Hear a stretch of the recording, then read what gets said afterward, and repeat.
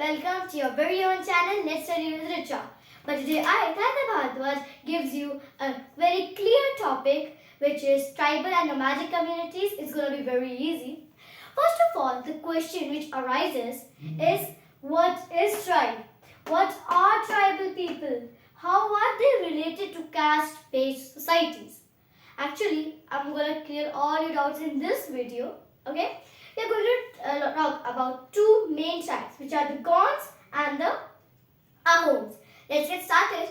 Some characteristics are, these are only some, there could be many in your books, but I have written only 3-4. Egalitarian nature, which means that all the people are equal. Like in the caste-based societies, the society in which we live is like upper caste, lower caste, untouchables, etc. But in a tribal society, there is no such differentiation. All people are equal. No one is treated unequally. Next comes the nomadic nature. Do you know what are nomads? Nomads are the people who shift one by one after every 1 or 2 months.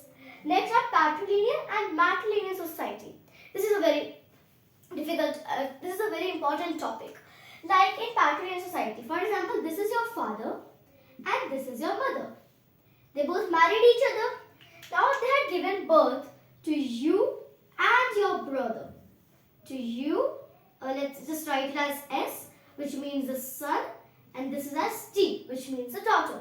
In a patrilineal society, the inheritance of the authority, which is your house or the land you have in which you grow plants, you have your money, you have anything, will go on from father to son. There's no need of mother-daughter here. But in a matrilineal society, it's totally opposite. What do I mean opposite here?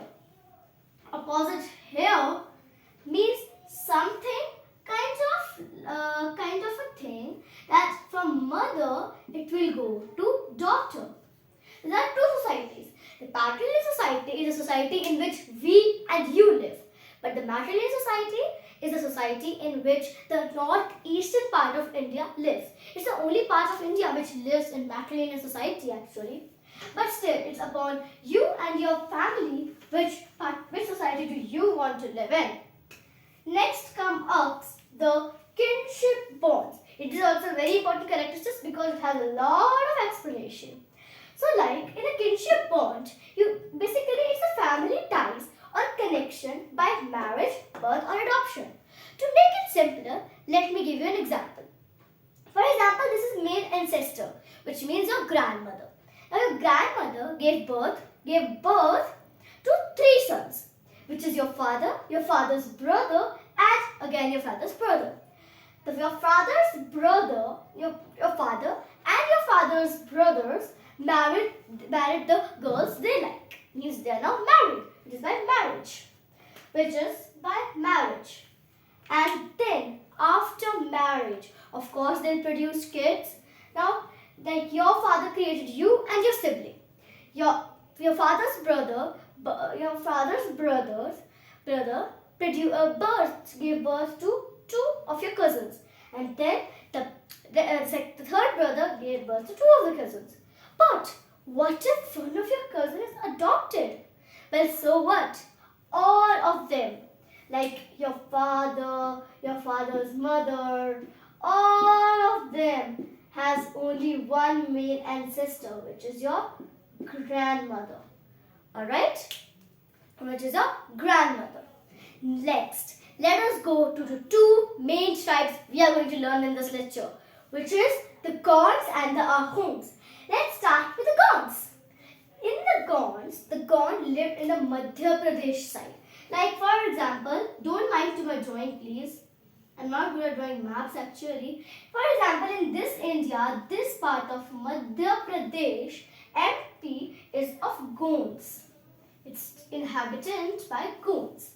And this part of the Assamese side is inhabited by the Ahoms. Hopefully it's clear for you. Next is the Delhi Sultans and Gonds. Well, it's a basic thing. Let me give you a real life example. Take your elder sister. For example, your elder sister is going out for some reason. Now you're alone at home. Like first, she was in the power. Whatever she says, the parents obeyed her. But now, as she is gone, she has declined. You have emerged. Like you are the only child in the house now, so they listen to you. In that way only, the Delhi Sultan is your elder sister and the Gonds are you. As the Delhi Sultan started to decline, the Gonds started to emerge and establish a new big kingdom. Whoa, it's not at all the tribe which wrap around Leela to hula la la. One of the powerful tribes, as I told you. Gadha, that's a very, very important topic in this. Let me just explain you in an easy way. In Gadha, like for example, this is the Gadha Katanga.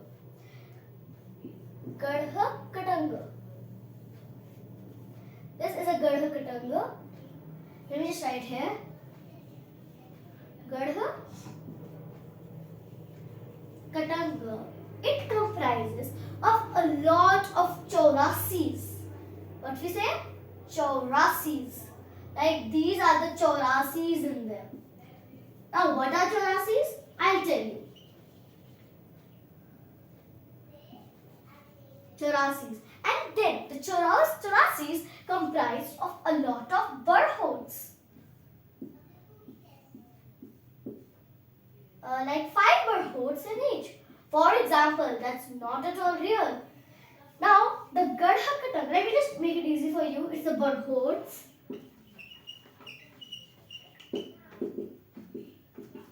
The Gadha Katanga comprises of 70,000 villages. A big number, bro. Then comes Chaurasis, which are made up of 84 villages. And then barhods for 12. Actually, if you are an Indian, I have a very simple trick for you.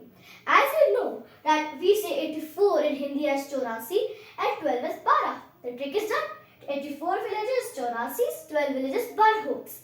Now I want you to comment below that how many barhods are there in a Gadha Katanga, how many Chaurasis are there in a Gadha Katanga. Let's see who answers it right. Next comes up about the Queen Durgavati. Let me tell you what I have written is equal to sign. Like Aman Das, who was a king, which assumed the title of Sangram Shah, which it wasn't his real name, but he took the title. Sangram Shah gave birth to one son, which was Dalpat Shah, who married the princess Durgavati. Durgavati took the reins of the kingdom in her hands in 1548 CE when Dalpat Shah died, leaving a minor son. As we know that Akbar was also minor, but he got an assistant with him. I want you to comment down the name of that assistant. But here, the son of Durgavati and Dalpat Shah didn't have a specific assistant for them. So, in the last analysis, Durgavati had to came. And Afzal Khan in 1565 attacked Durgavati's kingdom to carry over them. She took up a strong army but was finally defeated. Afzal Khan was the Mughal side who attacked them. Okay? The Ahoms. Now we have completed the Gonds. You know, I know it's very easy, bro. The Ahoms. They've gone from Assam. They are from Assamese side. So now, like, this is the India. Don't mind my drawing, please. It's worse than ever. Like, this is the India and here is Myanmar. Let me just make it a little better. Like, this is the India and this is the Myanmar. Okay? Here is the northeastern side. Okay, here's Assam, Meghalaya and all that. So here were the Patkai hills. The Ahoms Ahoms crossed the Patkai hills and entered India in the Assamese side, and they settled down. Now this is the Brahmaputra Valley, and they settled down here. Okay, they settled down here. Please don't mind my drawings in which I am explaining you. Next comes the Bhunyas. Now assume you are a rich person. You have a lot of land with you. Okay. Now, like you only, there are several people in your city and 1,000 people in this India. Now, what if we just build a category for them? The Ahoms did the same.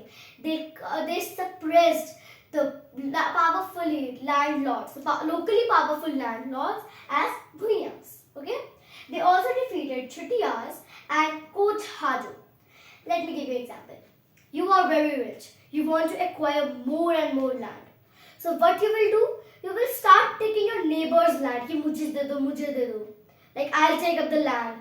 So that's what was the Ahoms did. They defeated Chettiars and Koch Hadu in 1523 CE and 1581 CE respectively. Now, but at the end, they were defeated by Mughals in 1662 by Mir Jumla. Do you remember Aurangzeb by the Mughal rule, who came down to the Deccan and started conquering it?